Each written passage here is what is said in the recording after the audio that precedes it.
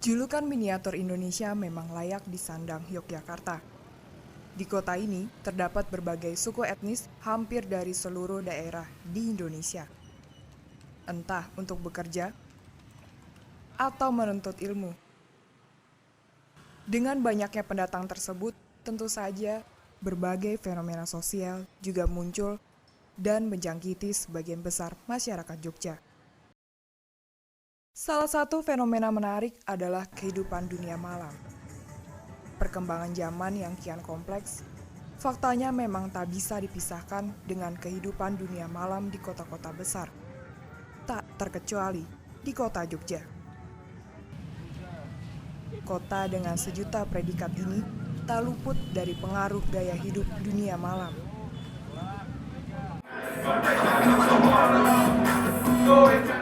Berbagai alasan, apakah itu untuk menikmati hidup, menyambung kebutuhan hidup, alasan ekonomi, ataukah gaya hidup hedonisme, semuanya menghipnotis mereka dan membuat mereka nyaris lupa akan dampak negatif dari apa yang mereka lakukan.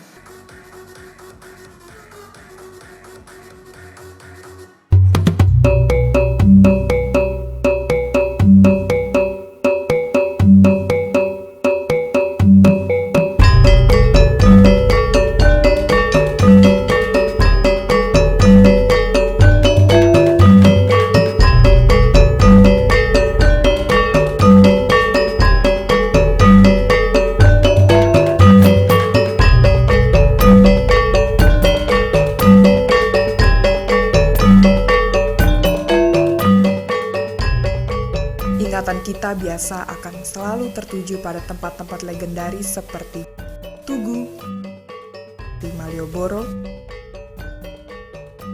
Keraton, tapi mereka lupa bahwa ada satu tempat yang juga sangat fenomenal meski dalam konotasi negatif, yakni Pasar Kembang alias Sarkem.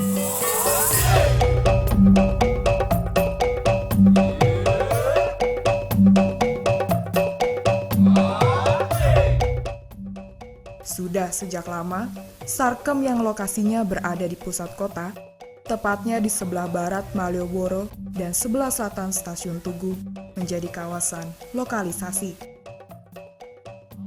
Walaupun di Jogja ini predikatnya adalah kota pelajar, kota budaya, ya kan?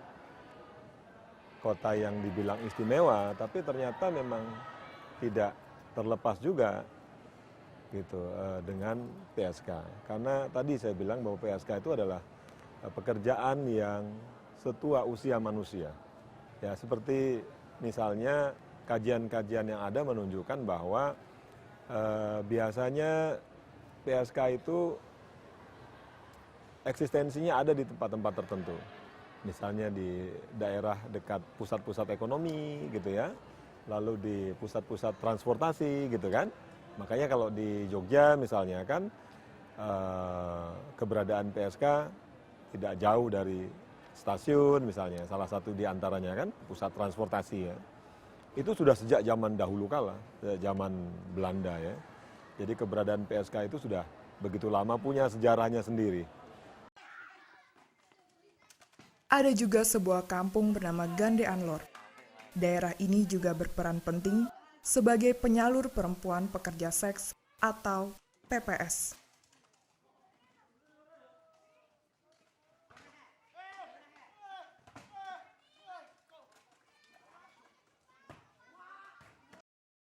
Di kampung inilah terdapat satu keluarga kecil, Ibu Siti dan anaknya, Niko. Sang ibu sehari-hari biasa bekerja sebagai perempuan pekerja seks atau PPS. Mereka tinggal di sebuah rumah sederhana.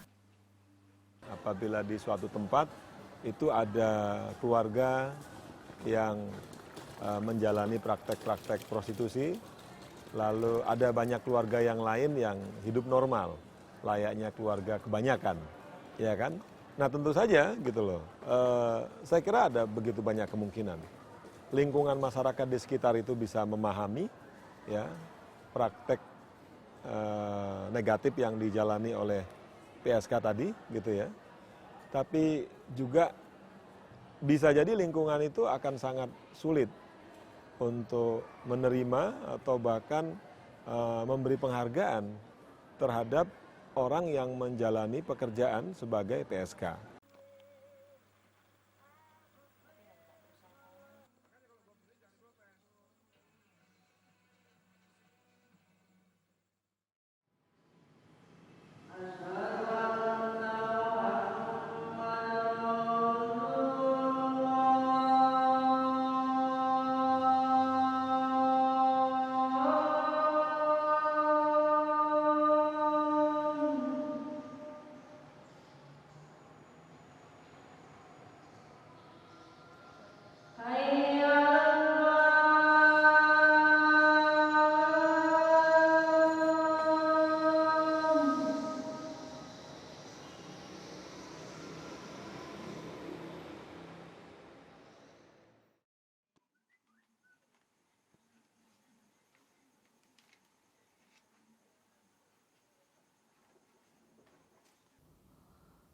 Saya kira sebagai contoh seorang Niko itu adalah salah satu contoh yang berhasil karena dia saya lihat juga beban psikologisnya sama sekali tidak muncul untuk sehari-hari. Bahkan cukup enjoy. Dengan remaja yang lain dia cukup akrab. Dengan beberapa pemuda dia juga bisa bertegur sapa, apalagi dengan kita-kita.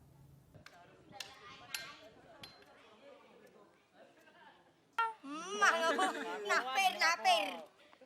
Tatune apa? Fatima. Atune lho kan. Fatma. Sijine Sikir man aku masalah to. sijine Hesti. Masih jauh ke kau. Suka mabuk Ya dulu. sampai sekarang kadang-kadang mas.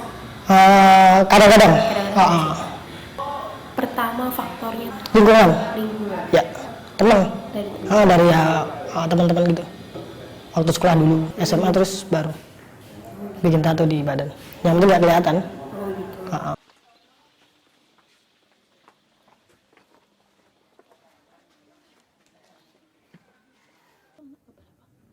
Itu anak kedua dari ibu ini. Karena kemarin saya kan baca di Anak ketiga. Nah, dulu saya pernah punya istri dulu tahun 80 nikah, ketiga punya anak satu cewek. Saya udah punya cucu dua, hampir tiga ini. Dulu sebelum ada Niko Rio, itu kerja gitu. Terus aku tarik mas, di rumah. Nah, namanya orang gitu kan, biasa megang duit banyak tuh mas, lari. Karena aku kawin resmi tuh mas, lari masih begitu juga. Terus aku cari, terus ketemu lagi terus pulang, terus baik-baik terus rumah tangga baik terus hamil itu Rio itu.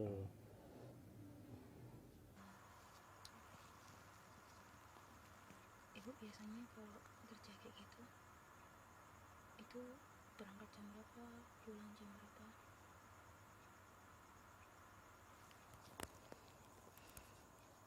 Dulu aku sebenarnya tuh malu mbak, keluarga saya sendiri juga nggak tahu mbak. Saya tuh sampingnya juga lihat-lihat, takut ketemu tetangga, takut keluarga saya sendiri juga nggak tahu mbak saya kerja gini. Taunya kan ikut suami mbak. Apalagi berangkat sore-sore kayak orang lain cuek-cuek gitu, saya itu enggak. Saya itu sebenarnya enggak ini. Di samping kasihan sama anak-anaknya saya kalau pada diejek teman-teman nih gitu loh.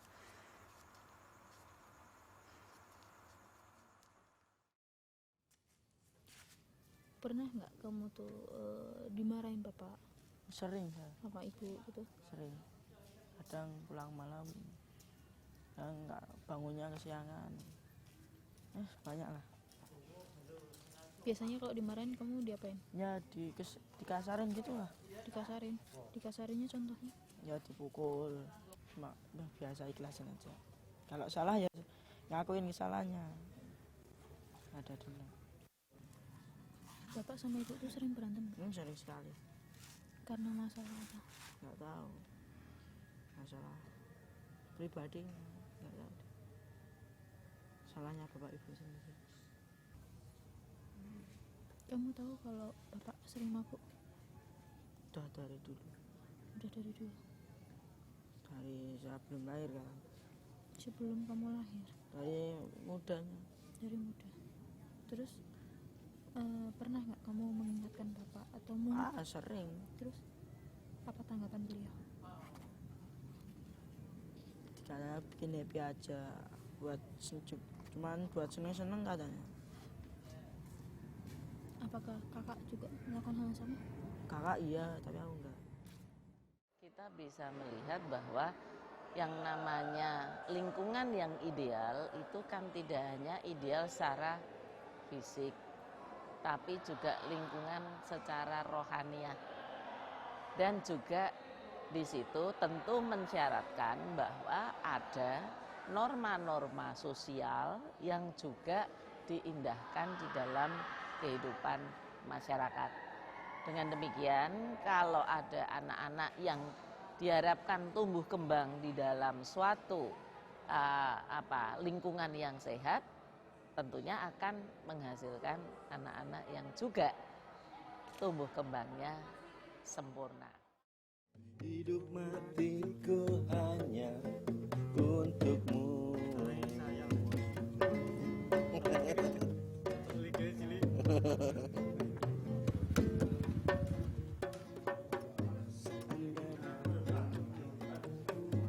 Terbang ke awan, ini juga buatan melayang ke sana. Ku bawa serta dirimu yang selalu ku sayang. Bersama berdua kita bahagia. Kasih dengarlah hatiku berkata, aku cinta kepada dirimu sayang. Kasih dan jangan kepada diriku. Hidup matiku hanya untukmu.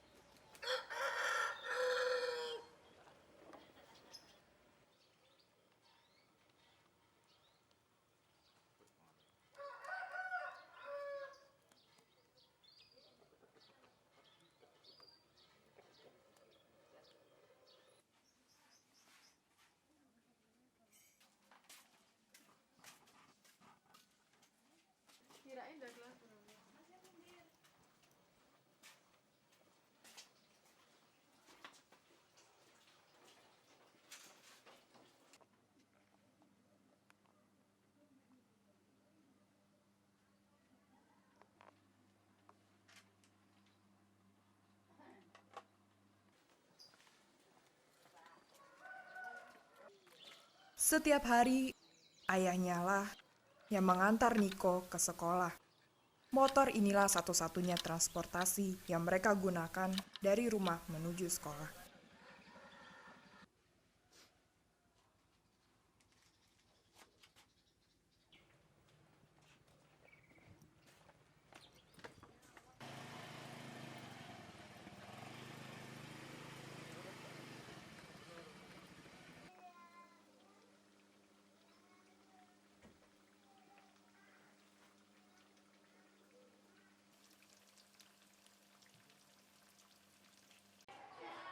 Saat ini, Niko bersekolah di salah satu SMP swasta di kota Jogja.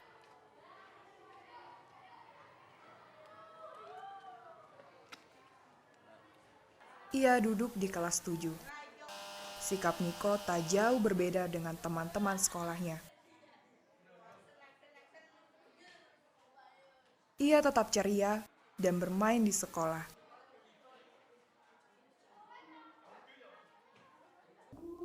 Jadi pertama anak itu masuk ke sekolah,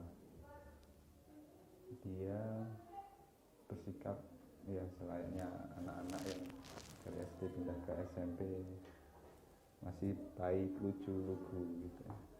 Kemudian ketika pemilihan ketua kelas, saya beri amanah untuk menjadi ketua kelas,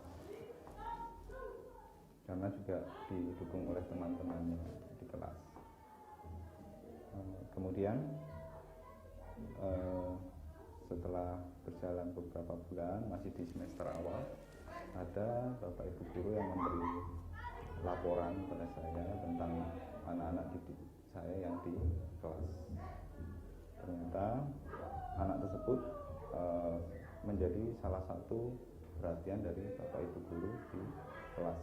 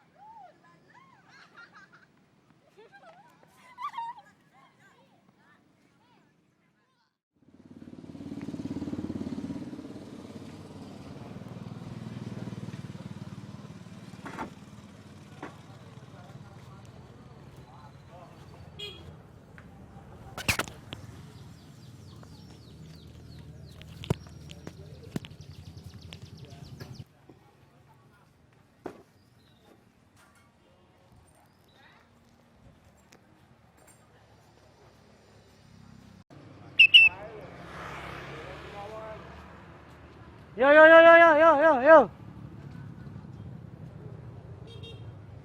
Ya.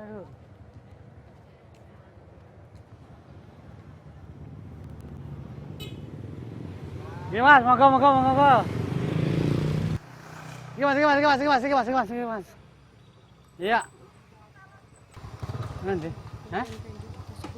Oke.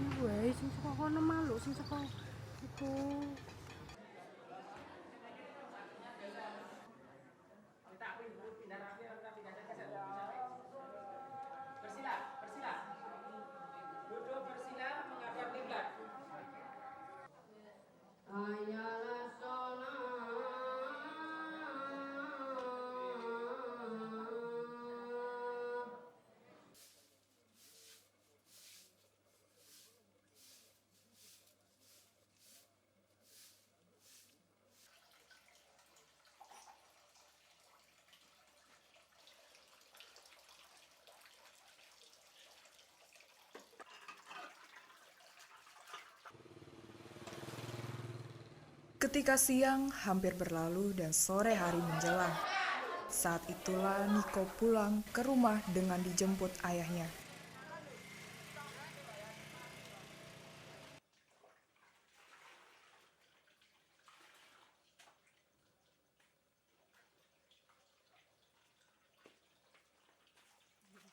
Selepas pulang sekolah, anak ini biasa bermain di sekitar rumah kos mereka.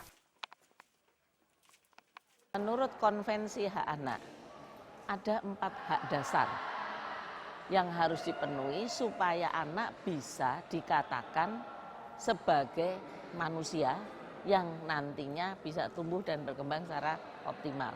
Satu adalah hak atas kelangsungan hidup, karena sejak dalam kandungan anak itu bisa saja terancam untuk kemudian dia berakhir hidupnya. Hak atas tumbuh kembang, mulai dari dalam kandungan juga harus dipelihara tumbuh kembangnya. Tidak hanya sekedar dibiarkan ibunya mau makan apa enggak makan, makan bergizi atau tidak bergizi, itu kan mulai dari dalam kandungan. Mau bagaimana kualitas otaknya, kualitas fisiknya, itu dimulai dari dalam kandungan ketika pembentukan. Kemudian hak atas partisipasi.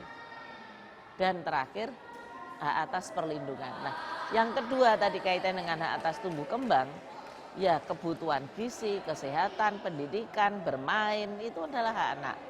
Cuma kadang-kadang hak-haknya akan terampas. Hak partisipasi, hak anak itu perlu didengar loh. Anak itu memang masih dalam proses tumbuh kembang, akan tetapi tidak berarti bahwa dia itu disamakan dengan miniaturnya orang dewasa. Anak tetap anak, orang dewasa. Maka kemudian seringkali kalau orang tua lupa, orang dewasa lupa, menyamakan anak seperti dirinya, ya anak lalu jadi korban. Sisi lain yang kita coba adalah memberikan aktivitas atau kegiatan yang positif terhadap anak tersebut. Karena rencana kami juga untuk anak-anak kecil yang usia-usia remaja, kita coba sebuah training mental dalam bentuk outbound. Entah 2-3 hari kita program mereka untuk harus mengikuti program kampung tersebut. Nah, mudah-mudahan nanti sedikit banyak hal-hal tersebut akan mengurangi adanya dampak-dampak negatif dari pola kehidupan malam tersebut. Saya ingin nanya harapan ibu apa? Harapannya banyak tuh Mbak. Ingin anakku jadi anak yang baik-baik. Hidup gitu. Bapaknya enggak gitu lagi. Harapannya banyak. Kalau bisa. Apa harapan kamu untuk kedua orang tuamu, untuk kakakmu, dan khususnya untuk keluargamu? Pokoknya kalau kakak janji mabuk, bapak juga. Ya kakak cari uang dulu yang benar. Terus? Bapak juga sama. Besok kalau wis gede tuku omah dhewe langsung ngarepe bapak ibu nek wis ra iso apa-apa. Mama bilang gitu, suruh beli sendiri. Terus kalau enggak patungan sama kakak beli kita kerja. Ya, jadi keluarga yang utuh. Terus Ya, bahagia, ya, membahagiakan semua. Terus untuk masa depanmu, kamu sudah memikirkan? Sama ke SMK aku. Kamu ke SMK, kepingin SMK ngambil apa? ambil otomotif Otomotif. langsung. Kayak teman-teman tuh kalau otomotif lulus bisa ambil kerja. Ke temanku yang ini sekarang ke Raja Ampat dikontrak 1 tahun, ya pengen loh. Ya, bisa langsung kerja. Jadi orang yang benar nggak lah, ya kerja. Jadi orang yang benar sama kerja dulu.